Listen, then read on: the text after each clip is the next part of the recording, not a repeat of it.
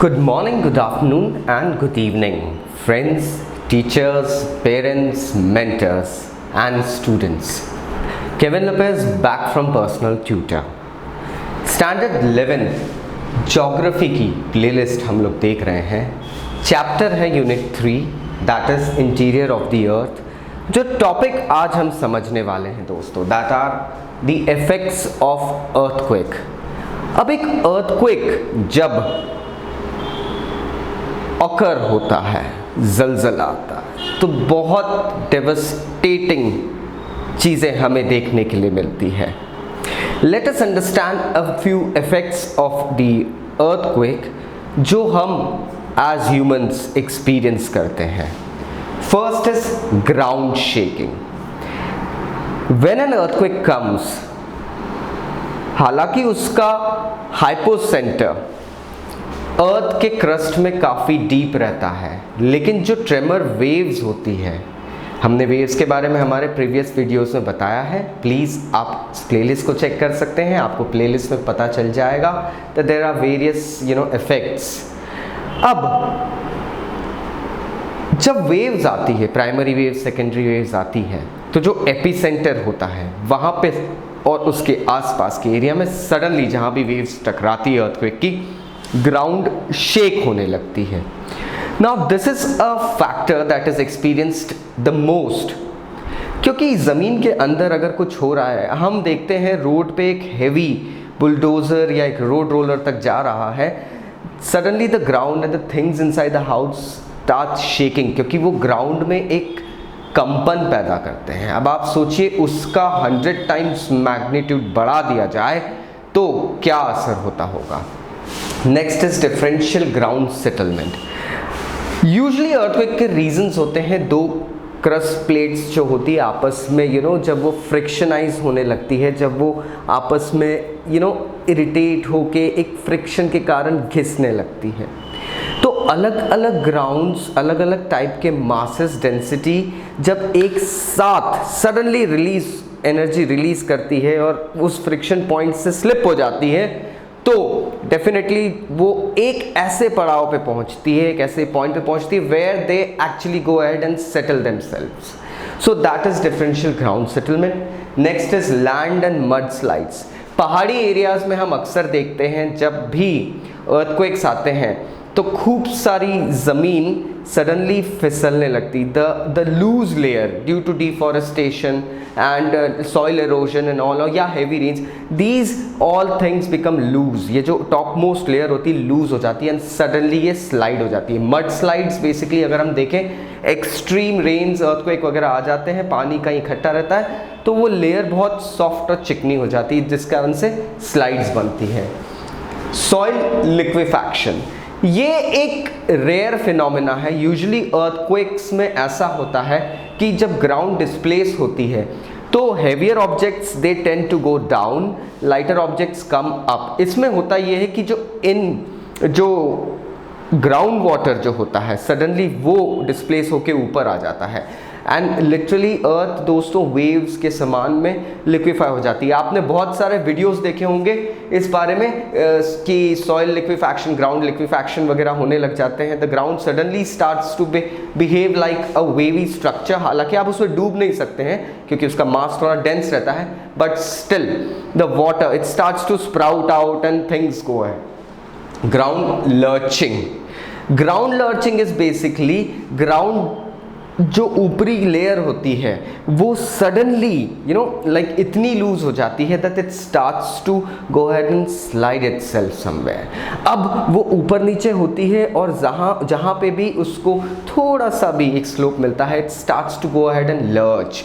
आपने देखा होगा अर्थक्वेक्स में बहुत सारी ग्राउंड डिस्प्लेस होकर घरों तक आ जाती है, ज़मीन जो होती है वो घरों के लेवल पे आती है, मिट्टी आ जाती है. So that is basically ground lurching and avalanches. Snow peaked mountains पे हम जानते हैं पत्थर रहता है, बेस रॉक जो रहता है उनका वो रहता है स्टोन, हार्ड रॉक होता है, उसके ऊपर there is a layer of ice, snow. अब जब अंदर का जो मास है हिलेगा तो जाहिर सी बात है वो ऊपर की लेयर ढीली पड़ जाती है, because it is snow, it is not packed as stone. So it starts to break and avalanches होते हैं, this becomes quite a hazardous situation in cases of people who are going for mountaineering or trekking and all stuff. ये जो पहले 6 effects हैं, these are basically land based my friends.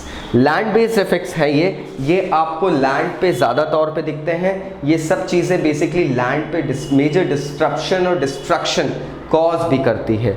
Then आता है ground displacement. अब ground displacement की अगर हम बात करें तो this actually goes ahead with, हम देखते हैं ज़मीन के अंदर, हमारी क्रस्ट के अंदर अलग अलग मास और डेंसिटी की लाइक लेयर्स होती है। So when they go ahead and suddenly shift the things that occurs as ground displacement, heavy mass नीचे चले जाता है और लाइटर मास ऊपर आता है। फ्लड्स डैम्स में आते हैं एंड लीवी फेलियर्स होते हैं। अर्थक्वेक प्रोन एरिया में when dams are developed, usually जब डिस्प्लेसमेंट होता है, क्योंकि dams are based on 2 solid like compositions, dam का एक छोर से दूसरा छोर, 2 छोर होते हैं। अब अगर दोनों छोर अलग अलग होने लगेंगे दोस्तों, when they will start to shake, what happens is the structure, the overall structure of a dam, it starts to go ahead and rupture.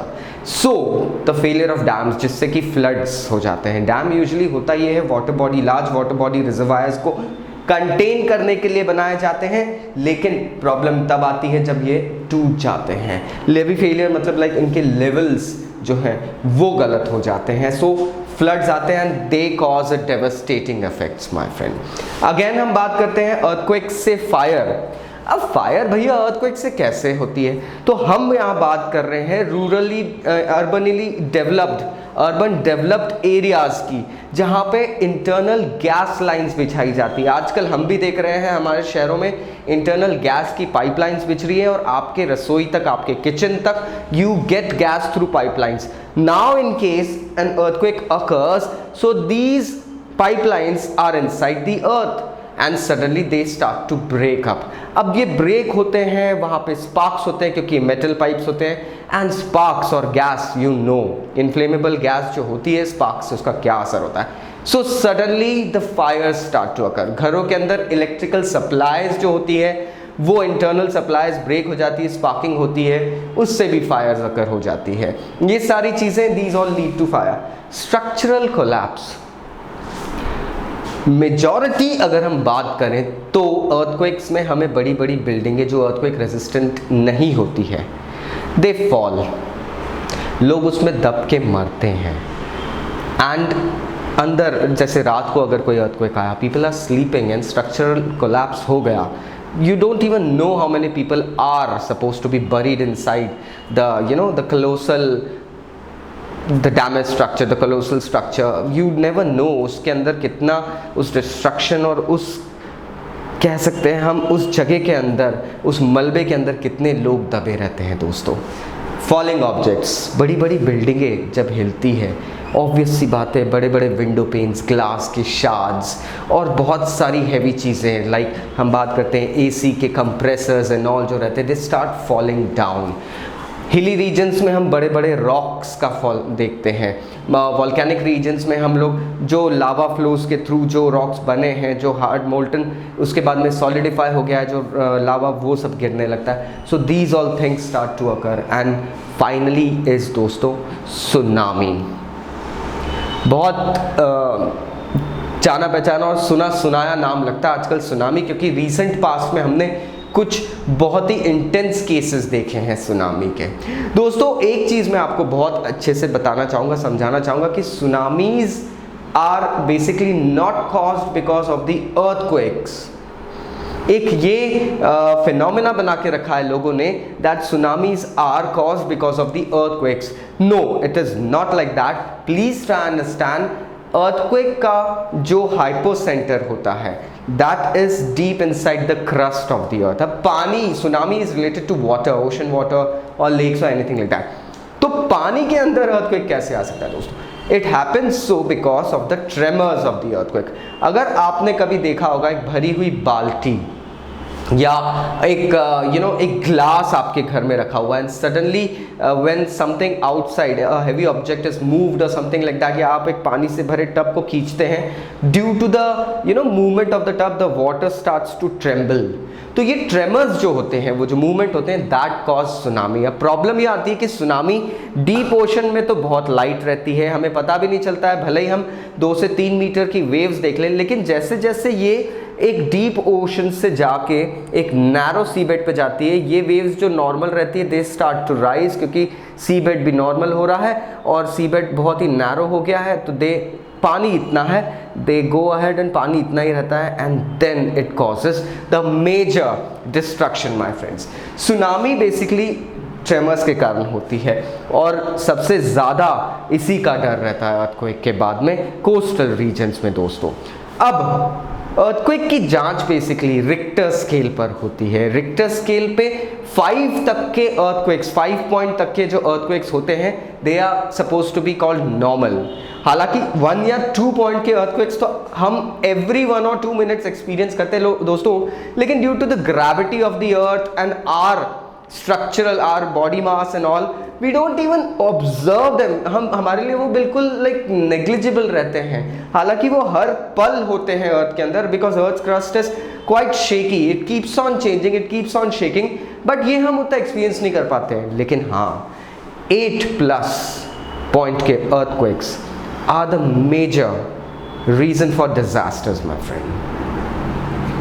We actually are lucky that we do not go ahead and observe them more often, क्योंकि ये लगभग 3 से 4 साल के अंतराल में occur होते हैं और इनकी इतनी फ्रीक्वेंसी नहीं होती है। मेजर 8 पॉइंट अर्थक्वेक्स जो आते हैं रिक्टर स्केल पे जो मेजर होते हैं, they actually are into volcanic regions. Specifically हम पैसिफिक रिंग ऑफ फायर की बात करते हैं। इसके बाद में अगर हम बात करें इंडिया में, हम उत्तरकाशी हिमालयन रिज जो है हमारी, वहाँ पे देख सकते हैं। हिंदू कुश जो कि अफगानिस्तान पाकिस्तान की तरफ आती है, वहाँ हम मेजर देख सकते हैं दोस्तों। आशा करता हूँ अब आपको ये टॉपिक समझ में आया होगा। स्टिल अगर कोई डाउट्स है, नीचे कमेंट बॉक्स से कमेंट करना मत भूलिए। I will be going ahead and contacting you. So if you are interested for online classes as well, we have started successfully teaching students from various states via various applications. If you are interested for that, please नीचे दिए contact numbers पे contact करें. I'll be getting back to you. Thank you very much. Take care.